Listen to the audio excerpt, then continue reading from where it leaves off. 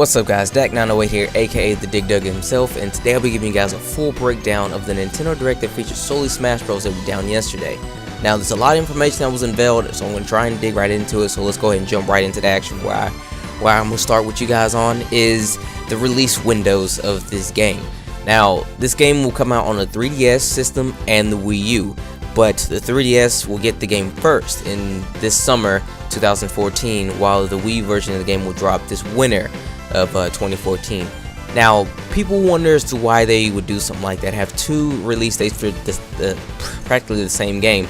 And I'm thinking that, you know, with the Wii U version, there's a lot more in it, especially with the balancing issues and maybe the online infrastructure. They're trying to really nail down hard.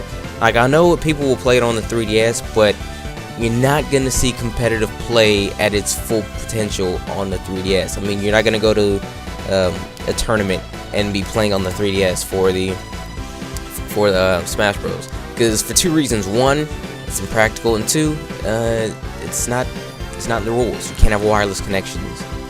That's why all the controllers you see in tournament play is wired or connect to the console in some sort. And you can't necessarily do that with 3DSs because they're wired. So maybe they, like I said, they just have a little more stuff to do in terms of probably online netcode, maybe a few other tweaks and gadgets they want to add into for the Wii U version. So it's going to take a little bit longer. But granted, I will pick up both versions.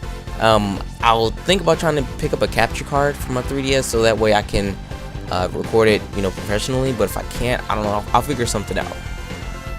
Okay, now the 3DS version of the game will run at 60 frames per second at all times, and that's really good, even during this the 3D effect. So which for me that'll be fine, because a lot of games they'll run at 60 frames, but then once they turn on the 3D effect, they drop to maybe about 30 or so. But seeing that they keep it at 60, that's really good. Granted though, your players will stay at 60 frames per second, but some assist trophies in Pokemon will only run at 30 frames.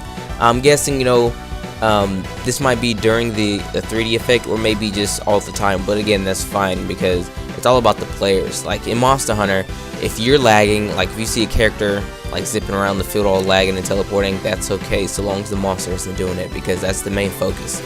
That's how I see it.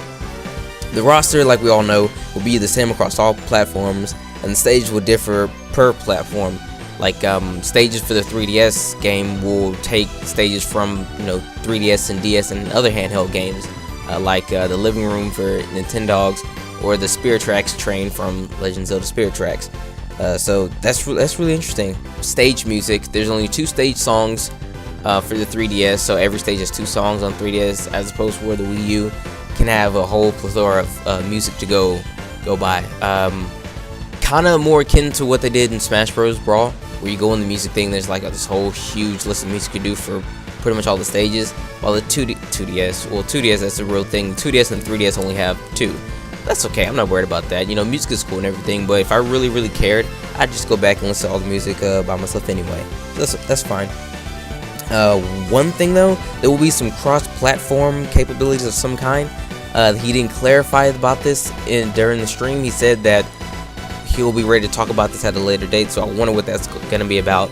Since they kind of confirmed that you can't play 3DS with Wii U, I wonder what it's going to be. It might be some type of assist trophy type of deal, or maybe something to do with trophies or stickers or something. Maybe something minor, but still kind of wonder what that's going to be about. Something new into Smash Bros. This time around will be that boss characters will appear on certain stages, and you will have to fight the boss characters while also fighting your opponents. So the example they showed us was in Mega Man's Dr. Wily's castle. The Yellow Devil, he'll appear like bit by bit, block by block, or whatever, and he'll attack the players. Now you can either attack him, and you can actually use the fact that you defeated him to launch an attack at the other players, or have the other players attack them directly and wait for you to get the last hit, because whoever gets the last hit on him to defeat him actually gains the benefit of destroying him, and when you destroy him, he actually does a self-destruct maneuver and it damages all the other characters. So it gives you a kind of sense of a fifth wheel, seriously, because you'll be 4 people battling on the field, and then he'll pop up, so you all try to take him out, and then whoever takes him out or hits him last, can get a really powerful attack against your other opponent. So hey, might be a bit of a strategy in there somewhere. Also, other boss characters might appear in other stages too, so because they kind of hinted at Ridley there a little bit. A lot of people's not glad to see Ridley again, but I have no beef with Ridley. Bring him back, yo. I love Metroid. Okay, moving to online play. Now, online will be available for both the 3DS and the Wii U versions. Now, I'm pretty sure he only went into detail with the Wii U, but let's just say hypothetically that the 3DS version, for the most part, is just the same as the Wii U. Now, this goes to the two modes, the For Fun and the For Glory. This is when you're playing with strangers, by the way. When you play with your friends, you can customize your game to be pretty much anything you'd like for it to be, out of all the great wacky and cracky things that they have coming up, which I'll get to in a little bit. But For Fun is a game mode where all the stages are random.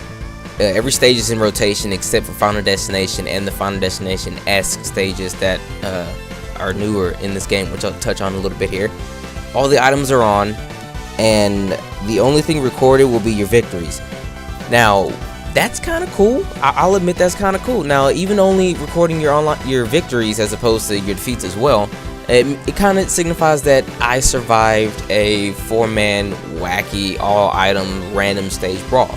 That's a pretty cool number. Like, I'd much rather, in my opinion, I would much rather feel, happier to know that they saw my wins out of those as opposed to my losses, because getting a loss in a situation where all the items are on, you're on a wacky stage and everything's going nuts and crazy, is kind of, you're not worried about that.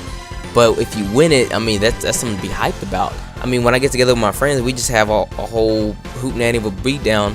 Who cares about who lost? It's all about who won that big, wild, crazy jamboree. So I'm cool with that. Now for Glory, as you can tell, it's for Glory. It's the Pride Stake. Now it can still be a 4v4, well 4v4, a free-for-all 4-man, beat 'em up.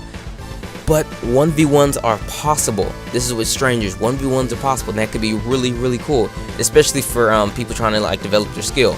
And the only stages that they'll actually have allowed will be Final Destination and Final Destination S stages. Now, almost all stages have a Final Destination makeover appearance. What that means is the stage will be completely flat, and from what I understand, the whole stage as a general will share the same exact properties as Final Destination. I'll bet from the background and the music and what this platform is actually made out of.